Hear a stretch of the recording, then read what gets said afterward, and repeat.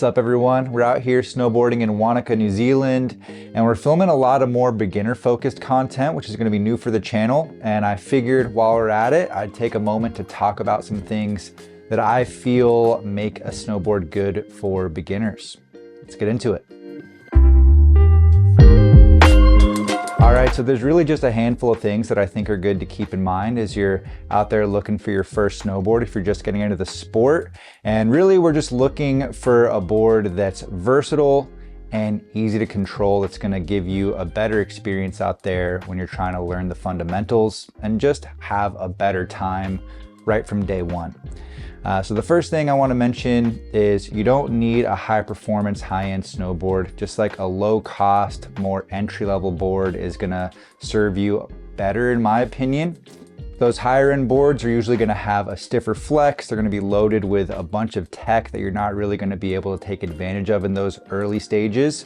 So just looking at the more entry-level, low-cost boards are gonna narrow the field a lot for you and kind of point you in the right direction for something that is gonna give you that more versatile, easy to control feel. And on that note, I'd say a softer flex is gonna be one of the key things that's gonna give you that more easy to control feel. Typically, if a board's softer tip to tail, it's also gonna be softer torsionally. So when you're twisting the snowboard with your feet, it's gonna make it easier to learn how to turn.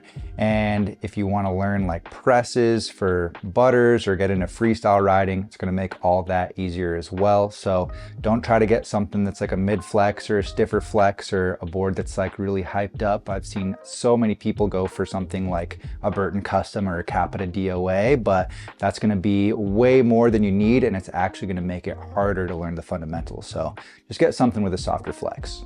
I'd also recommend looking at boards that have a more twin or twinish shaping philosophy to them. So true twin snowboard is going to be great. It's going to give you that versatile feel as you're figuring things out. It's going to ride exactly the same in both directions. So if you're not exactly sure if you're regular or goofy, you can feel things out and have that symmetrical feel to it.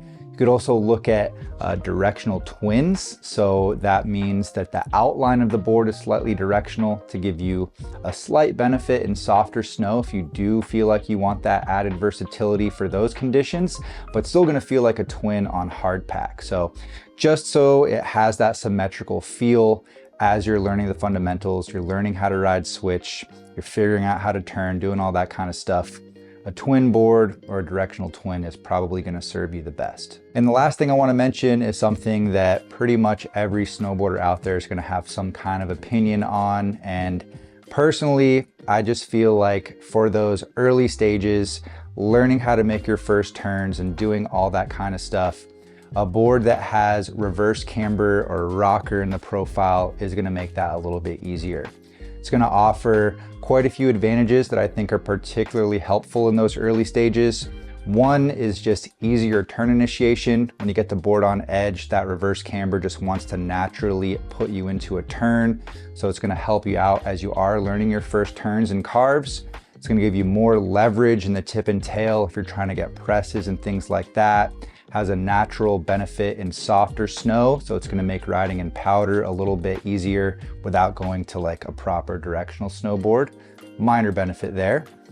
And it's going to be a little bit more forgiving, a little bit less catchy. So I think for those reasons, reverse camber or rocker in the profile is something to consider for your first board as well. So something like a flat to rocker, cam rocker, even full rocker, hybrid boards like Never Summer offers that are rocker dominant.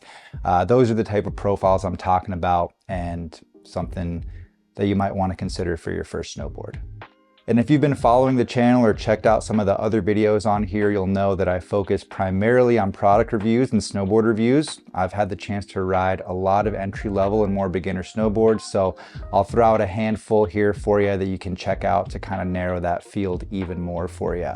I think some good choices to consider and take a look at could be the Capita Pathfinder, the Nitro Cheap Thrills, the Yes Basic, the Rome Mechanic, or the Burton Ripcord. Those are all gonna serve you really well for that first season and those first few days on hill. So if you wanna check any of those snowboards out or any of the gear that I run, I'll have that all linked down in the description below.